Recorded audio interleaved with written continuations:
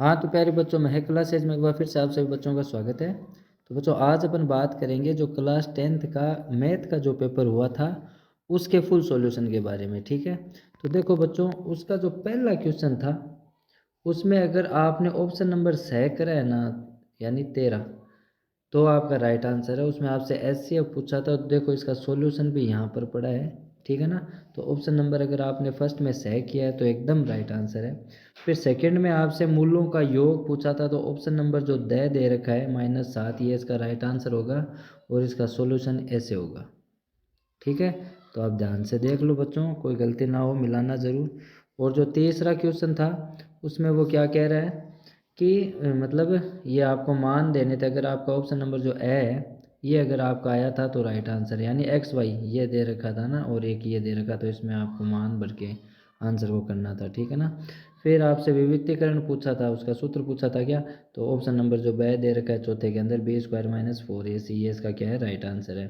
फिर जो पांचवा क्वेश्चन था उसमें अगर आपने ऑप्शन नंबर 6 यानी आपका ये आंसर आया है 73, तो आपका राइट आंसर है।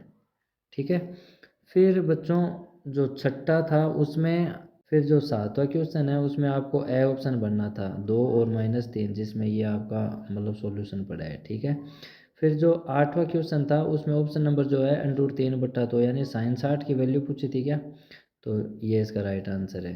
ठीक है, फिर जो नौवां क्वेश्चन था उसमें आपको ऑप्शन नंबर द अगर आपने भरा है 30°, ठीक है ना, तो आपका राइट आंसर है, ये सॉल्यूशन यहाँ पे है। ठीक है, फिर जो 10वां क्वेश्चन है उसमें ऑप्शन नंबर आपको बैय करना था कि बाहरी वृत्त पर खींचे स्पर्शकों की संख्या कितनी होती है, 2 होती है। ठीक है ना, यानी ये वृत्त है तो इससे एक यूँ खींची जा सकती है और एक यूँ खींची जा सकती है ना, स्पर्श रेखाएं तो 2 ही हो सकती है। ठीक है ना, किसी भी बिंदु से। फिर जो अगला 11वां क्वेश्चन था उसमें ऑप्शन नंबर आपको बैय करना था, यानी πr² × θ/360, यानी त्रिज्यखंड का क्षेत्रफल का सूत्र ये होता है। ठीक है, फिर जो आगे वाला क्वेश्चन है बच्चों, 12वें में आपने अगर ऑप्शन नंबर 6 करा है 36 पाई, गोले का आयतन का सूत्र लगाना था, ऐसे करना था। ठीक है ना, तो 36 पाई अगर आपका है तो राइट आंसर है। फिर जो अगला क्वेश्चन है उसमें ऑप्शन नंबर ब करना था, 2πrh, बेलन का वक्र पृष्ठ का क्षेत्रफल का सूत्र होता है। ठीक है, फिर जो 14 क्वेश्चन है उसमें ऑप्शन नंबर आपको द करना था 1/6, यानी 5 से में 6 आने की प्रायिकता क्या होगी, 1/6 होगी। ठीक है, फिर जो 15वां था उसमें ऑप्शन नंबर 6 जो दे रखा है 9 माध्य पूछा था, तो ये राइट आंसर होगा। इस तरह से सॉल्यूशन है इसका। ठीक है, फिर बच्चों आपको रिक्त स्थान बनने थे, तो इसमें आपको क्या दे रखा था कि रेखा a1x + b1y + c1 तथा a2x + by2 + c2 में यदि a1/a2 बराबर b1/b2 और बराबर c1/c2 हो तो रेखाओं के कितने हल होंगे, तो बच्चों अनंत हल होंगे उसके। ठीक है, फिर जो सेकंड है, सेकंड में आपसे क्या पूछा था कि वृत्त के किसी बिंदु पर स्पर्श रेखा स्पर्श बिंदु से जाने वाली त्रिज्या पर क्या होती है, बच्चों लंबवत होती है। ठीक है, उसमें आपको लंबवत करना था। ठीक है, फिर शंकु का कोण, कोण का मतलब क्या होता है, शंकु का आपको आयतन पूछा था, वॉल्यूम है ना, तो उसका ये सूत्र होगा बच्चों 1/3 πr²h। ठीक है, फिर जो आगे वाला क्वेश्चन था, मतलब पांचवा जो क्वेश्चन था वो क्या कह रहा है कि पांचवें क्वेश्चन में आपसे ये पूछा था किसी वृत्त के किसी व्यास के सिरों पर खींची गई स्पर्श रेखाएं क्या होती हैं, बच्चों समानांतर होती हैं। ठीक है, फिर जो आगे वाला क्वेश्चन था कि 3 गुणा मीडियन का मतलब क्या होता है, माध्यक, और बराबर मोड यानी बहुलक प्लस क्या होगा, तो बच्चों इसमें क्या होगा, 2 गुणा माध्य होगा क्या। ठीक है ना, ये राइट आंसर हो जाएगा। ठीक है, 2 गुणा माध्य यानी 3 गुणा माध्यक बराबर बहुलक प्लस, ठीक है, बहुलक प्लस 2 गुणा क्या होगा, माध्य होगा। ठीक है, 2 गुणा माध्य, ये राइट आंसर हो जाएगा। फिर बच्चों आगे जो अति लघुरात्मक क्वेश्चन आते हैं उसमें आपसे क्या पूछा था कि 3825 के आपको अभाज्य गुणनखंड ज्ञात करने हैं। ठीक है ना, तो अभाज्य गुणनखंड देखो कैसे, ये आपको दे रखा है कि कैसे ज्ञात करने हैं। ठीक है ना, ये प्रोसेस है इसकी सारी। ठीक है, तो ये आंसर हो जाता। फिर आगे क्या पूछा था आपसे, द्विघात समीकरण ज्ञात कीजिए यदि मूलों का योग -3 व मूलों का गुणनफल 2 है तो बच्चों ये सॉल्यूशन आपके सामने है। इसका मानक रूप क्या होता है कि x² माइनस मूलों का योग प्लस मूलों का गुणनफल बराबर क्या होता है, 0 होता है। तो फिर ये मान आपको रखना था। मूलों का योग हमें कितना दे रखा है, 3 दे रखा है, और गुणनफल हमें कितना दे रखा है, 2 दे रखा है। ठीक है, तो ये वैल्यू पुट करने के बाद ये आंसर हो जाता। ठीक है, फिर बच्चों जो आगे है तीसरा क्वेश्चन, इसमें एपी का कौन सा पद इठंतर है। तो इसमें देखो बच्चों, हमें पहले ए यानी प्रथम पद दिया हुआ है। ठीक है, प्रथम पद क्या हो गया, 3 हो गया। फिर सार्वंतर इनमें से घटा लो, 3 में से 8 या 13 में से 8 या फिर 18 में से 13। ठीक है ना, तो 5 आ गया। फिर एनवा पद हमें पूछा था, तो ए एन अपन क्या मान लेते हैं, 18 मान लेते हैं। तो फिर सूत्र क्या बन जाता, ये बन जाता ए एन बराबर ए प्लस एन माइनस 1 गुणा डी।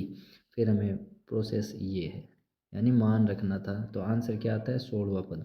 ठीक है, फिर बच्चों आगे जो चौथा क्वेश्चन था, उसमें साइन डिग्री 60 कोस 30 डिग्री प्लस साइन 30 डिग्री कोस 60 डिग्री का मान ज्ञात करना था। तो साइन 60 का मान बच्चों √3/2 होता है, और कोस का भी मान 30 डिग्री का मान कितना होता है, √3/2। और साइन 30 का मान क्या होता है, 1/2, और कोस 60 का मान होता है 1/2। वैल्यू क्या आती, 1 आती। ठीक है, फिर बच्चों आगे वाला जो क्वेश्चन था, भूमि के एक बिंदु से जो मीनार के पाद बिंदु से 30 मीटर की दूरी पर है, मीनार के शिखर का उन्नयन कोण 30 डिग्री है, तो ऊंचाई ज्ञात करनी थी। तो बच्चों ये सॉल्यूशन आपके सामने है। ठीक है ना, तो मान लिया कि ऊंचाई h है, और त्रिभुज एबीसी में tan 30 डिग्री बराबर ऊंचाई बटा आधार। ठीक है ना, तो ये जो भी आपका ये आंसर आना था। ठीक है, ऐसे सॉल्यूशन होता। फिर खंड ब के अंदर आपसे क्या पूछा है बच्चों, सिद्ध कीजिए कि 3 + 2√5 एक अपरिमेय संख्या है। तो इसका सॉल्यूशन ऐसे है बच्चों, देखो। ठीक है, ऐसे अगर आप करके आए हो तो राइट आंसर है। फिर जो पांचवा क्वेश्चन था, आपको शून्यांक पूछे हैं। ठीक है ना, और शून्यांक तथा गुणांकों के बीच के संबंध की जांच आपको करनी थी। तो ये सॉल्यूशन है इसका। ठीक है, यानी पहले हमें वो अल्फा और वो बीटा निकालना पड़ेगा। तो ये शून्यांक देखो हमने निकाल रखे हैं यहाँ पे, देखो। ठीक है ना, यानी यहाँ पर गुणनखंड विधि का यूज़ लिया गया है। ठीक है, तो एक्स की हमारे पास 2 वैल्यू आ गई। ठीक है, अब शून्यांकों का योग और शून्यांकों का गुणनफल जो भी है, जो भी पूछा है उसने। ठीक है, तो ये आगे प्रोसेस है। फिर बच्चों, और आंसर इसका -8 बराबर माइनस यहाँ 70, ये हो जाता। बराबर मान आ रहे हैं ना दोनों तरफ। फिर छठा जो क्वेश्चन था, दो संपूरक कोणों में बड़ा कोण छोटे कोण से 18 डिग्री अधिक है, तो उन्हें ज्ञात करना है। तो बच्चों मैं आपको समझा तो नहीं रहा हूँ, इसका सॉल्यूशन डायरेक्ट दे रहा हूँ कि ऐसे सॉल्यूशन होगा, नेक्स्ट टाइम काम आएंगे आपके। ठीक है ना, ये आंसर है। फिर जो सातवां क्वेश्चन था, दिए गए चित्र में यदि एल एम समांतर सी बी और एल एन समांतर सी डी हो, तो सिद्ध कीजिए कि ए एम बटा ए बी बराबर ए एन बटा ए डी। ठीक है ना, तो ये सॉल्यूशन है इसका।